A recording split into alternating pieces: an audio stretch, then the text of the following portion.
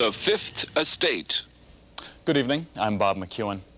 Tonight we have a special one-hour edition of The Fifth Estate. It's the story of a murder and of a sensational trial in Calgary 6.5 years ago. That Calgary murder trial, the first to substitute a longer prison term for the death penalty, found a defendant named Billy Nicholls guilty of first-degree murder. He was sentenced to the new term of 25 years without parole. Nicholls had a fellow defendant, a woman named Janise Gamble. Tonight we present her story, the story she never told the court. I used to get up every morning and think, wow, what can I do today? You know, and all I ever wanted was a little white picket fence, house, 3 or 4 kids, right? And someone that loved me as much as I loved them. Like a fantasy dream. I never had anything really wrong. I never went without. I was happy. I was a happy kid. You know, like I just never had anything really throw me off. Also, I had to feel extremely needed. I needed at all times to feel secure. He had jeans on and a little brown leather jacket. He looked great, I just didn't like him. When he wanted, he could just charm the boots right off somebody. And I guess at that point in time, he really wanted to because he did a darn good job. You know, he could just be sweet and nice. Couldn't help but fall in love with him.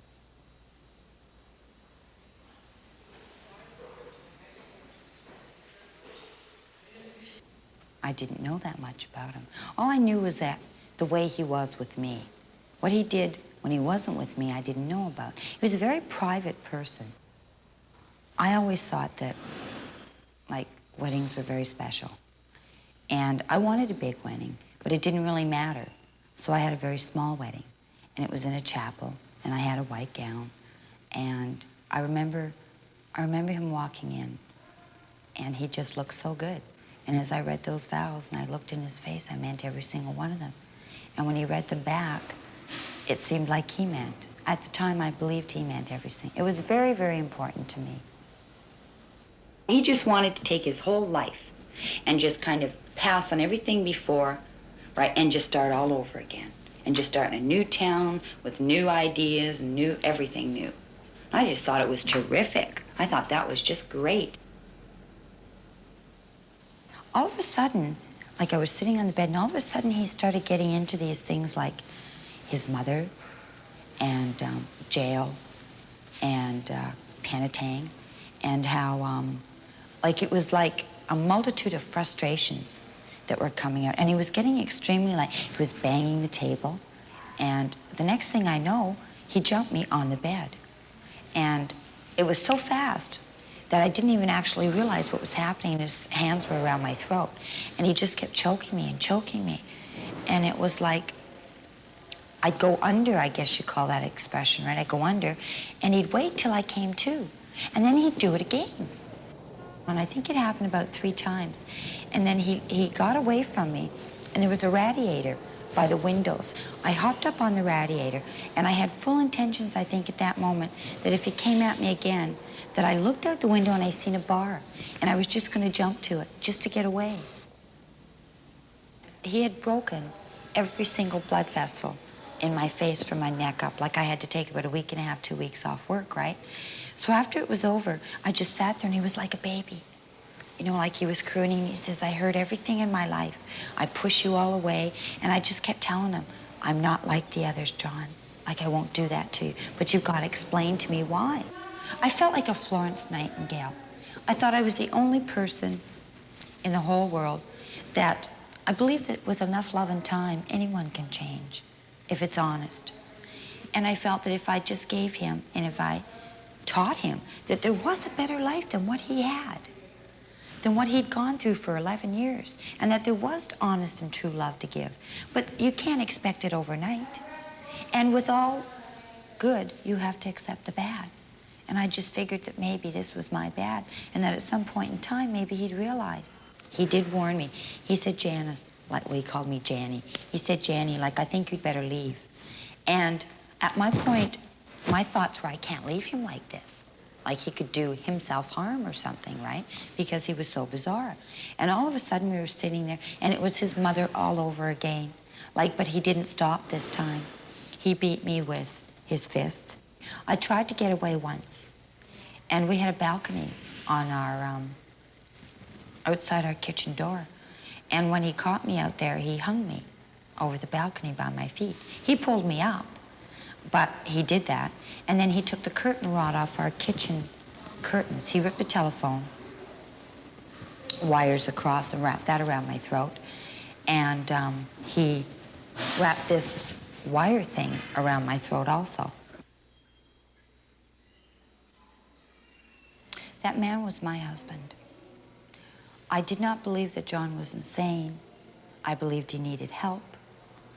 But I guess it's like the old story, when the going gets rough, do you desert or do you stay and try and help?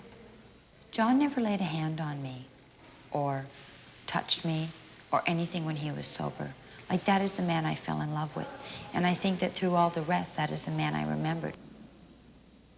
He'd never had a Christmas on the street in like maybe 10 years that he could remember. Got a tree, made him decorate the whole house. Then we took pictures of it. We took pictures of each other. We sang Christmas carols. He cried because he never had a Christmas before. I looked in the door, and as I looked over there, I seen John. He looked like the wild man from Borneo. He's telling me, they got him, they got him, they got him. Like, he's just talking totally incoherently. I will tell you the honest to God's truth. If I ever accept the fact that my husband could have cold-bloodedly murdered somebody, I don't know how I could handle that. I just don't. We were lying in bed and we were just talking, right? And he was telling me, like, Jenny, this place just isn't any good for me.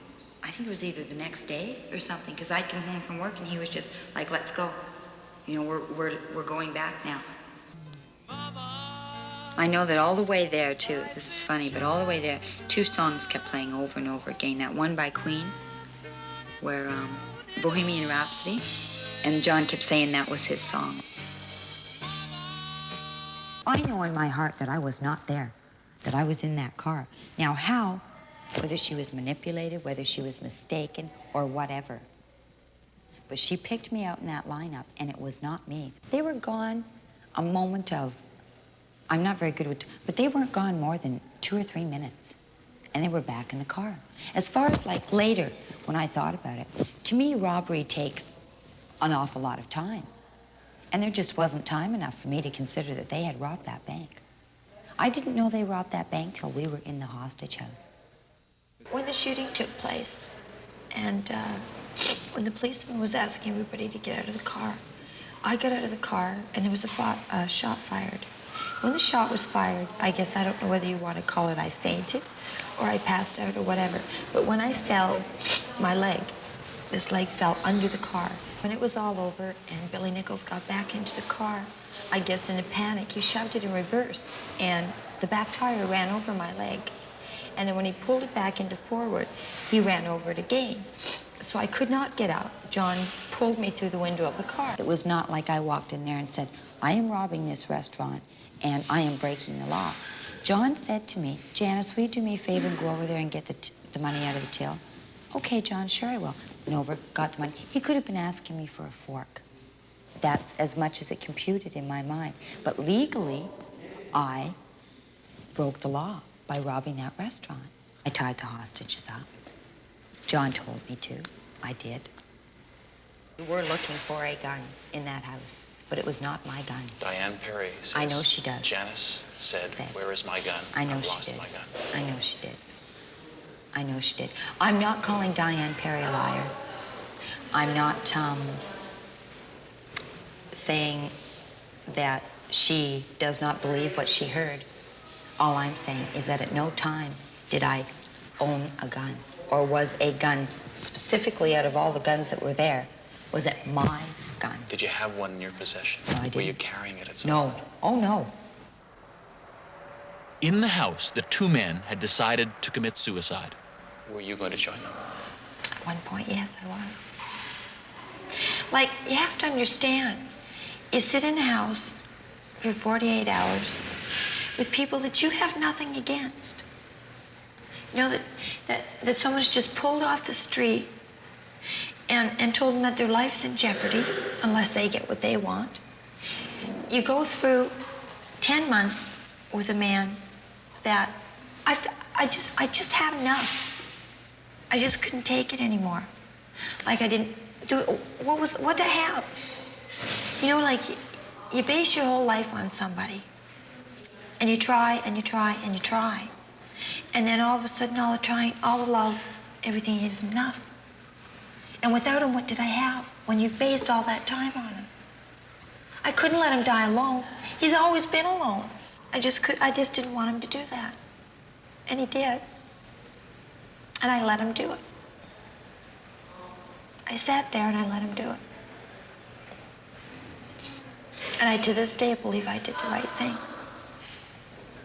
Because I now believe that no matter what help John could have had, or no matter how many psychiatrists he saw, that it would never have changed him. But so much damage for so little sense and cause, I think, is the saddest part of all.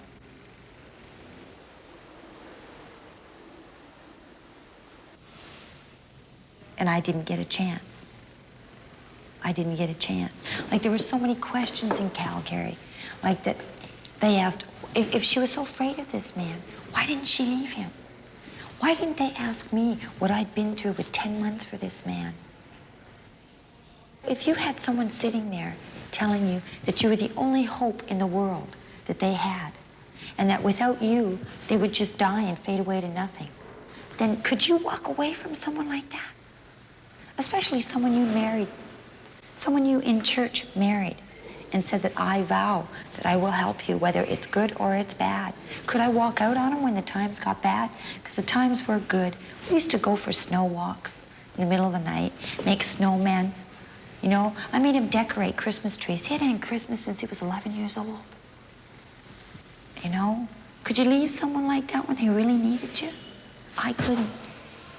I couldn't. It wasn't a case of right or wrong right then with me. I wasn't thinking that. All I was thinking was need and devotion. I loved him an awful lot for what he was inside, not the bad part I saw, because they were always over with. Like when they were through, they were through. And he was the man I loved and the man I married, and the man that wanted kids, the man that tried to make it, but just never had any background to base it on. I love him still today for what he was.